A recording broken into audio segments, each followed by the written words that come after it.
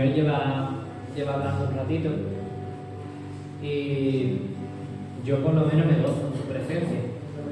Nuestra hermana Toñi ha leído un pasaje, un versículo que yo iba a comentar hoy, pero el Señor ha puesto otra palabra en mi boca y Él es bueno, porque Él no quería que nos quedásemos sin esa palabrita, sin que recordásemos lo bueno que es reunirnos, sin recordarnos lo bueno que es estar en su presencia. Y aunque en el estudio no lo fuera a decir yo, ella lo tenía preparado para su iglesia. Así que gloria a Dios. Amén. Gloria a Dios. Yo tengo una familia que me quiere un montón, hermano. Voy a empezar por ahí. Todos decimos además que amamos a Cristo, ¿verdad? Y mi familia a mí me quiere un montón. Mis hijas me quieren, mi mujer me quiere, y no solamente me lo dicen, sino que lo hacen. El otro día, ayer, estaban mi suegro y mi suegra en casa y tuvieron una reunión secreta, ¿verdad? Se pusieron un biombo, se escondieron detrás y mi mujer les había recordado a las niñas que pronto es mi cumpleaños. Entonces se reunieron todos alrededor de abajo de la escalera para pensar en qué es lo que me gusta a mí, qué es lo que me gustaría recibir, cómo es mi carácter, qué hacían conmigo. Entonces estuvieron un ratito allí, hablando, discutiendo, votando. Y yo creo que tomaron una decisión. Supongo que habrán pensado en comprarme algo o hacer algo por mí. Y me acordaba pues de lo que vamos a hablar hoy, que nosotros como iglesia también amamos a Cristo, también amamos a nuestro Padre, pero no es algo solamente que se lleva adentro, no es solamente un sentimiento, no es solamente algo que decimos, sino que es algo que en algún momento nos lleva a actuar, a ponernos en marcha. Hoy me decía mi mujer que si me podía regalar algo, pero que ella no iba. Y a mí me da que me va a regalar una cosa que a ella le da miedo hacer. Y a veces nos pasa eso también, con nuestro amor hacia los hermanos y con nuestro amor hacia Cristo, que en un momento dado, pues nos lleva a hacer cosas que son difíciles para nosotros y que puede que nos den miedo, puede que nos cueste mucho trabajo, pero por amor a nuestro esposo lo hacemos. Y es la continuación de lo que yo te venía hablando hace 2 domingos, que nuestra relación con el Espíritu Santo y con el Señor va de dentro a afuera. Y que en un momento dado, en algún momento de la vida, se tiene que mostrar, tiene que producir fruto, tiene que producir acción. Y de eso vamos a seguir hablando. Quiero que lo tengas en mente, que te lo lleves a casa, porque hoy es el momentito de estar bajito de la escalera escondido hablando de lo que le gusta a nuestro esposo. Pero cuando salgamos ahí fuera es el momento de ponerlo en práctica, hermanos. ¿Amén? Amén. Pues dice la palabra en Efesios 4, del 1 al 6. Yo pues, preso en el Señor, os ruego que andéis como es digno de la vocación con que fuisteis llamados, con toda humildad, con mansedumbre, soportándoos con paciencia los unos a los otros en amor, solícitos en guardar la unidad del Espíritu en el vínculo de la paz. Un cuerpo y un espíritu, como fuisteis también llamados en una misma esperanza de vuestra vocación, un Señor, una fe, un bautismo, un Dios y Padre de todos, el cual es sobre todos y por todos y en todos. Hoy solamente nos pararemos a hablar sobre los versículos del 4 al 6. Y me gustaría que para casa te llevases como tarea el reflexionar sobre los versículos del 1 al 3, hermano. Porque vemos que del 4 al 6 el apóstol está hablando sobre aquello que nos une, sobre aquello que va en nuestro interior, como cuerpo, como iglesia, como esa reunión que tenía mi familia bajo la escalera. Pero en el 1 al 3 nos da una forma práctica de expresarlo. Así que nosotros solo nos quedaremos con los versículos del 4 al 6, reflexionaremos, pensaremos un poco en aquello que nos une, en aquello que le agrada a nuestro esposo, en aquello que representa su carácter. Y para casa, pues te pido que pienses en los versículos del 1 al 3 y que intentes ponerlo en práctica. ¿Vale? Y dice la palabra en el versículo 4 que somos un cuerpo. Somos un cuerpo. Estamos unidos. Estamos unidos por Cristo, que es la cabeza. Y pasa una cosa, y es que yo no sé si tú alguna vez has visto a un pavo cuando lo sacan del gallinero y lo sacrifican. ¿Tú has visto alguna vez un pavo? Eso es impactante, hermano, sobre todo cuando uno es pequeño, un niño, y ve cómo su mamá coge el pavo, lo pisa con los pies y le corta la cabeza, ¿verdad? Y el pavo sale corriendo. Pero pasa una cosa, y es que el pavo sin cabeza sale corriendo y se mueve sin sentido, ¿verdad? Y lo mismo ocurre con la Iglesia de Cristo. Cuando uno de los miembros, o cuando la Iglesia está apartada de la cabeza, hace movimientos sin sentido. ¿Estás de acuerdo conmigo? Cristo quiere ser la cabeza de un cuerpo unido entre sí y unido con Él. Porque solamente así podemos ser un cuerpo completo, un cuerpo que se mueve con un propósito, con un sentido. Y solamente puede obrar en la vida de su iglesia y en este mundo si nosotros estamos unidos a Él.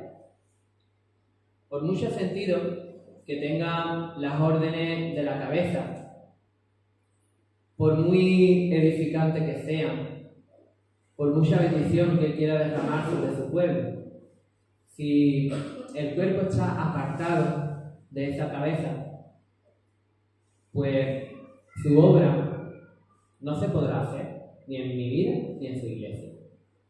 Así que lo primero que quiero que pienses, lo primero que quiero que reflexiones en esta tarde, es nuestra necesidad completa de estar unidos a nuestra cabeza, a Cristo, constantemente, en nuestro día a día. Y pasa una cosa, y es que cuando yo estoy unido a la cabeza, porque lo amo, no por obligación, sino porque lo amo, empieza a estar unido también a ti. Pero lo que me une a ti es mi amor a Cristo. Y ese amor a Cristo me hace amarte a ti. Y pasa lo contrario. Si yo no te amo a ti, debo de ser capaz de ver en mi vida que hay algo que no anda bien. Y amar no significa decírtelo, darte un beso, un abrazo, como Mamá María al llegar, sino amar significa que eso que yo sé sobre ti me lleve a actuar en tu beneficio y en el beneficio de la cabeza que es Cristo. Amén. Yo hoy no estoy aquí porque vayas a recibir ningún beneficio, hermano. Yo estoy aquí porque quiero edificarte a ti. Y si tú creces, si tú te fortaleces, si tú te edificas, todo el cuerpo se edifica, todo el cuerpo se fortalece, todo el cuerpo se mueve con sentido. Hace poco yo estuve, bueno, todavía estoy lesionado del aductor, un músculo que está aquí, en esta pierna. Y cuando uno de los miembros del cuerpo se resiente, resulta que otro de los miembros tiene que trabajar más. Gracias a Dios me estoy recuperando bien, pero si esto se hubiera prolongado, pues seguramente se hubiera resentido la cadera, la rodilla, el tobillo. Así que cuando la palabra de Dios nos está pidiendo que nos edifiquemos unos a otros, que nos mantengamos unidos, es porque Él conoce muy bien cómo funciona el cuerpo. El cuerpo también es espiritual. Tú sabes que si tú estás mal en el espíritu, si tú te resientes, si tú te dueles, tarde o temprano yo también me voy a doler, yo también me voy a lamentar, yo también me voy a resentir. Y la cabeza no solamente quiere mi bien, quiere el tuyo y quiere el bien de todo tu cuerpo. Hay ocasiones en las que es complicado, en las que es difícil, porque buscar el bien de todo el cuerpo significa ceder, significa renunciar a mi tiempo, a lo que a mí me gusta, a mi orgullo, a eso que es tan jugoso, contárselo a alguien. Significa ceder para que otro miembro esté bien, para que otro miembro se edifique, para que otro miembro se pueda unir más a la cabeza. Y aunque al principio duele, al final también resulta en mi beneficio. También me beneficia, hermanos. Dice la palabra que también hay un solo espíritu. También hay un solo espíritu. Igual que el cuerpo. Dice el Génesis que cuando Dios hizo el cuerpo del hombre, sopló en él aliento de vida. Y eso debemos entenderlo, hermano. El mismo Espíritu Santo que habita en mí, el mismo aliento de vida que habita en mí, es el mismo que habita en ti. La misma obra que hace Dios en mi corazón es la misma que puede hacer en ti. La misma experiencia especial que yo pueda tener con Él es la misma que puedes tener tú, hermano. Y eso de alguna forma u otra nos une. Pero pasa una cosa, y es que la cabeza no puede hablar con su iglesia, o con un miembro, o con una parte de su iglesia, que no tiene en cuenta ese aliento de vida que hay en él. No puede hablar con un miembro que está muerto. Y es por eso que es necesario que todos nosotros, todos, estemos bien unidos al Espíritu Santo. Estemos bien cerquita de Él. Estemos bien regados con el agua de vida. Porque cuando a uno de los miembros le falta el riego, tú sabes lo que pasa, ¿verdad? Se gangrena y se muere y necesita ser cortado por el bien del resto del cuerpo. Dice la palabra que aquel árbol que no produce fruto será cortado y echado al fuego. Y viene a ser lo mismo, viene a ser el mismo concepto. El Señor le insiste a su iglesia en que necesitamos su vida, en que necesitamos su agua, y en el que tarde o temprano eso que nosotros recibimos del Espíritu Santo produce un fruto. ¿Tú quieres saber cuál es ese fruto? 3 palabras muy sencillas. Versículo del 1 al 3. Llévatelo a casa y medítalo y piensa si ese fruto está en tu vida. Porque aquel miembro que no recibe esa sangre de vida, aquel miembro que se desconecta de la cabeza, tarde o temprano necesita ser cortado, hermano. Yo no quiero ser cortado. Yo quiero que en mi vida haya humildad. Versículo 2, mansedumbre y amor. Pero eso solo lo puedo conseguir si estoy, 1, bien unido a la cabeza, y 2, en constante comunión con el Espíritu Santo. Y es mi responsabilidad, como un miembrecito que de vez en cuando os enseña qué es lo que dice la palabra. Es mi responsabilidad hablar contigo sobre nuestra necesidad de estar bien unidos con el Espíritu Santo y decirte que Él te da discernimiento. Él te da la capacidad de darte cuenta si tu vida está bien en comunión con Él y si está produciendo ese fruto, esas 3 palabras, por lo menos. Dice el versículo 4, un cuerpo, un espíritu, como fuisteis también llamados en una misma esperanza de vuestra vocación. Una misma esperanza. Todos vamos hacia la misma meta. Yo tengo la esperanza de que todos recibamos la corona de vida.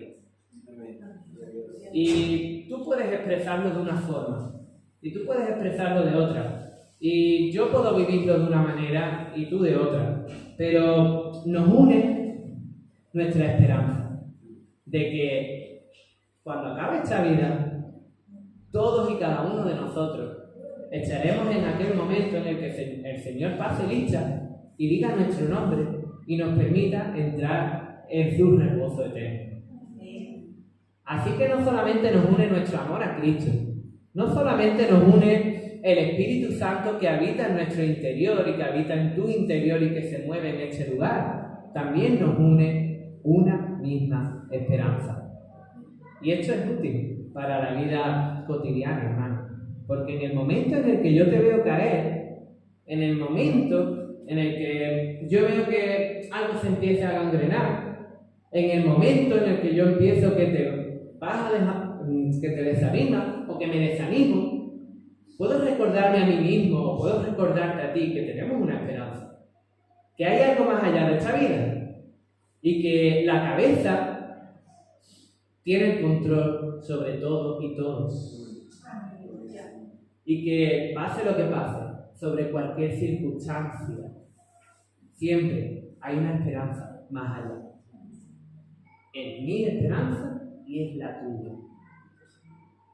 Y yo no quiero permitir que ningún miembro se gangrene. Yo quiero recordarte que yo también soy como tú. Y si en algún momento ve algo que huele mal, pues también quiero que me lo diga, hermano. Manasés, que te está gangrenando. Riégame del Espíritu Santo. ¿Quién es tu cabeza? ¿Quién es tu esperanza?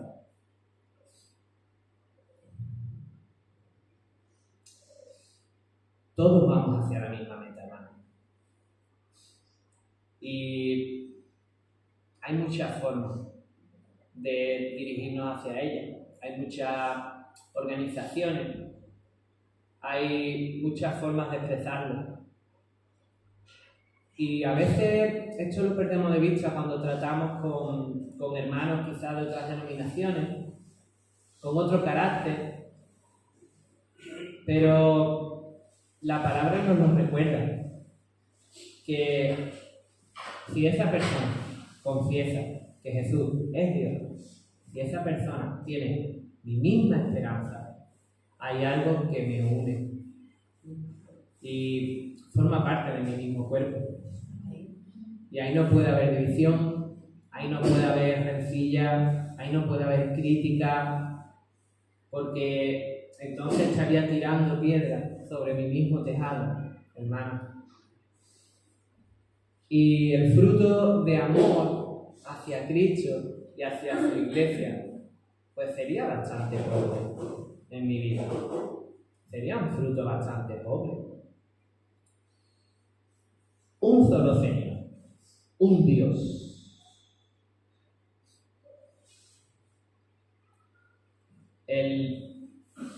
El primer credo que surgió en la iglesia primitiva dice así: Jesucristo es el Señor. Lo encontramos en Filipenses 2:11. Y Pablo soñaba con que toda la humanidad dijera un día hecho: Jesucristo es el Señor. Jesucristo es el Señor. Hay un solo Dios. Y esto significa que Él es nuestro amo, nuestro dueño. Dice la palabra que Él es nuestro Padre. Dice también que Él es nuestro esposo. Pero no debemos olvidar que Él es también nuestro Señor y que nosotros somos sus siervos. Y una iglesia que está viva, que está unida en amor y que reconoce a Cristo como su cabeza, es una iglesia que le sirve en todos los ámbitos de su vida. En todos los ámbitos de su vida. Y es algo que nos une, hermanos, porque todos nos ponemos de acuerdo en que Cristo es el Señor y en que nosotros debemos servirle incondicionalmente. Y si no estamos de acuerdo en esto, pues el Espíritu Santo tiene que hacer su obra todavía en su iglesia y en mi vida. Yo reconozco que hay momentos en mi vida en que no estoy de acuerdo con esto y lucho contra esto. Y digo, sí, Jesucristo es el Señor, pero esta área de mi vida es mía. Y es muy azul, hermano. Es muy azul. Es como esta anécdota en la que el marido le dice a la mujer que la ama, como si fuera de la luna y huerto. Todo eso de grande. Y la mujer le dice, pues ve a la azotea y recoge la ropa. No me quiera tanto. Y muchas veces somos muchos de boquilla, pero nos resistimos a obedecer, hermano, a echarlo más sencillo. Y eso me pasa a mí en mi vida. Y el marido se enfada, yo me enfado a veces con Dios también. Y le dice, que no te estás enterando, que mi amor por ti es lo que me hace levantarme cada día. Pues levántate y recoge la ropa. ¿No? Y el Señor a veces tiene que insistir mucho en mi vida. Y el marido insiste y le sigue diciendo, chiquilla, que no te estás enterando, que poco romántica eres. Y ella le dice, bueno, pues voy a ir a recoger yo la ropa. ¿No? Te ríes porque es muy azul. Yo me río de esa anécdota también, es muy azul. Pues igual de azul es en mi vida. Cuando le digo con el bajo, con mi boca, con la predicación, que lo amo, que me moriría por Él, que Él es mi Señor, y luego en mi día a día hay áreas en mi vida en las que yo me resisto a soltar. Y prefiero gangrenarme, prefiero morirme y prefiero dejar de llevar frutos a levantarme y ir por la puerta. O a lo que el Señor me pida. Se me olvida que Él es mi Señor. Él es tu Señor. Y Él es el Dios del universo. Y digo que tiene el control de todo. Pero hay ocasiones en las que no le cedo el control de mi vida, de mi pensamiento, de mi familia, de mi trabajo, de mi cartera, de mi cuerpo. Una sola fe. Una sola fe. Una sola fe significa que todos estamos entregados incondicionalmente a Cristo Jesús. Significa que todos estamos unidos porque hemos decidido rendirnos a sus pies y reconocer que su sangre nos limpió de todo pecado, hermano. Y si estamos de acuerdo en esto, vamos bien. Si estamos de acuerdo en esto, estamos agradando a nuestro esposo, a nuestro Padre, a nuestro Señor. Pero para estar de acuerdo en esto, debemos rendirnos a sus pies. Porque un alma que reconoce que es pecadora, un alma que reconoce que por sus propios méritos es incapaz de acercarse a Dios, un alma que se rinde a sus pies y le pide ser limpio de sus pecados y que desea acceder a su presencia, necesariamente debe rendirse cada día a los pies de Cristo. Nuestro pastor Miguel nos habló de esto hace poco. Dijo que había un hermano que le decía: Miguel, todos los días nos tenemos que convertir al Señor. Yo estoy de acuerdo con esto. Todos los días debemos presentarnos delante de la cruz y rendirnos a sus pies y reconocer que no es mérito mío, es mérito suyo. Y reconocer que soy pecador y necesito ser limpiado por su sangre. Y pasa una cosa, y es que entonces hay humildad en mi vida, hay mansedumbre y hay amor. Pero porque el Espíritu Santo produce este fruto en mí y en su iglesia y en ti. No al revés. No al revés. Practicando la humildad, practicando el amor, pero el que viene de mí, en ningún momento yo sería capaz de tener este tipo de vida y de pertenecer a este cuerpo que Cristo ha preparado. En ningún momento. Yo soy incapaz de hacer esto, hermano. Tú también. Siento decírtelo, pero tú también. Porque la palabra lo dice. Un solo bautismo. En estos tiempos, casi todos venían de una religión. Los había que eran judíos y los había que eran paganos.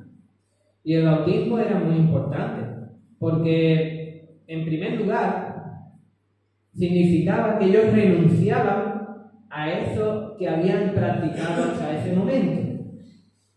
Era una confesión pública de que yo he dejado el paganismo, yo he dejado el judaísmo, yo he dejado el estoicismo, yo he dejado de dónde venía, me bautizo y ahora pertenezco al pueblo de Dios. Era una señal característica del pueblo de Dios, de los cristianos. Hoy en día esto pierde un poco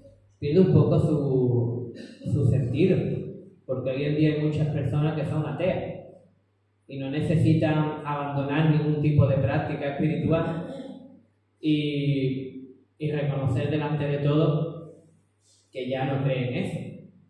Pero resulta que el Señor nos manda que nos bauticemos. Y Él es el Señor. Y resulta que todos necesitamos abandonar nuestra antigua vida. Y que todos necesitamos morir. Y que todos tenemos una antigua naturaleza en la carne a la que necesitamos renunciar. Y resulta que para pertenecer al pueblo de Dios no solamente necesitamos creer que su sangre nos ha limpiado y que hemos muerto y resucitado en Él, que es lo que significa el bautismo, sino que también necesitamos decirlo públicamente. Hay personas que creen en sus últimos momentos. Yo pienso que serán salvos, yo lo creo. Pero cuando uno cree que Cristo es el Señor, cuando uno cree que por amor, por puro amor, sin esperar recibir nada a cambio, Él me amó, murió, derramó toda su sangre por mí y decidió salvarme e interceder y ser mi abogado. Tarde o temprano, eso que yo creo produce fruto de labios que confiesan su nombre. Y es el primer paso, hermano. Es el primer paso. Reconocer que hay algo en mi vida que ha muerto y que ha nacido una vida nueva.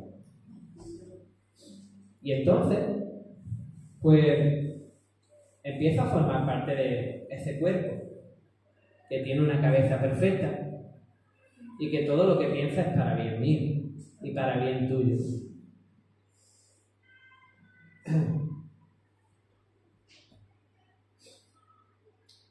Hay un solo Dios.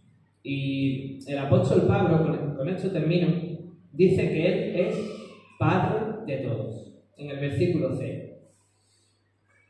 Él es nuestro Padre.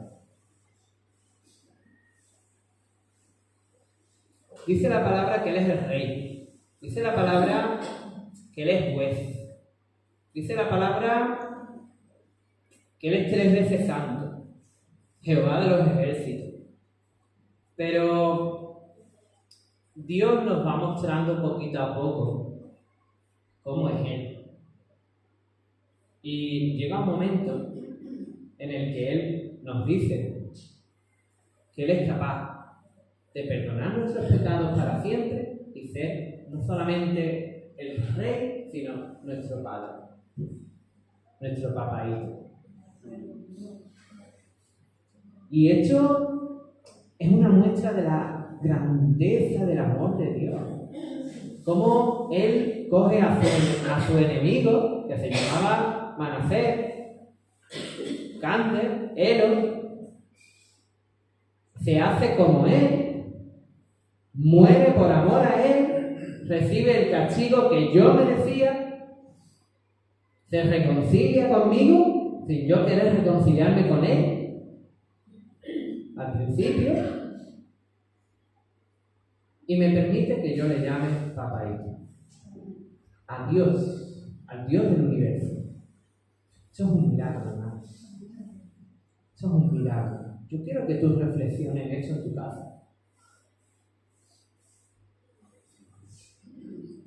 Porque nuestro papaíto, dice el apóstol Pablo, que es el cual está sobre todos. Si yo estuviera sobre todos, no me fijaría en nadie, hermano. Porque yo soy una persona orgullosa. Porque el ser humano es así. Pero nuestro papaíto es diferente. Él está sobre todos. Él tiene el control. Él es el Señor del universo. Con su sola palabra fue creado todo lo que vemos. Y aún así, Él se fijó en mí y me permite llamarle papaíto. Papá. Y tener una relación con Él. Y conocer que Él me ama. Y recibir su bendición. Y estar conectado a su vida, a su propósito, a sus pensamientos. Si yo estuviera sobre todo, no compartiría mis pensamientos, hermano. Estoy por debajo de la mayoría y no los comparto. Él está sobre todos y comparte sus pensamientos conmigo por medio de su palabra, lo que Él ha querido mostrarme. Y no solo eso, sino que guía mi vida para mí bien. Para mí bien. No por un bien egoísta suyo, propio, sino para el mío. Para bendición mía, tuya y de los que están ahí fuera. Si yo me dejo guiar. Si no me comporto como un pavo sin cabeza, como te dije antes. Dice que Él está sobre todos, por todos y en todos. Debemos ser conscientes de una cosa. Y es que Dios dirige todas las cosas. A mí a veces me avergüenza saber cómo Él dirige todo el universo. Y a veces es tan difícil que dirija mi vida. Me avergüenza. Gracias a Dios Él me hace consciente de que eso ocurre en mí y que todavía puedo cambiarlo. Si lo pongo en oración, si conozco su palabra y si me dejo guiar. Pero también me da una seguridad y un gozo saber que pase lo que pase, sea cual sea la circunstancia, pase lo que pase en mi trabajo, digan lo que digan, Él es el que está por encima de todo eso. Y Él es el que tiene el control. Y Él es el que puso en marcha el universo. Y Él es el que hará que se detenga. Y Él es el que escucha cuando yo clamo a Él. Y Él es el que me pide que clame a Él, porque Él me va a dar. Y Él es el que me dice que confíe cuando me pide que espere. Y Él es el que me consuela mientras estoy esperando. Y en medio de todas las situaciones, sean buenas, sean malas, comprenda, no comprenda, Él es el que tiene el control. Y eso me hace proponerme a mí mismo cederle el control de mi vida. Porque Él tiene el control de mi vida, de la tuya, de lo que pasa ahí fuera y de lo que pasa en todo lugar. Y no hay nadie mejor para tener el mando, hermano. No hay nadie que conozca mejor cómo funciona la vida, hermano. No hay una cabeza mejor. Así que yo quiero cederle el control de mi vida.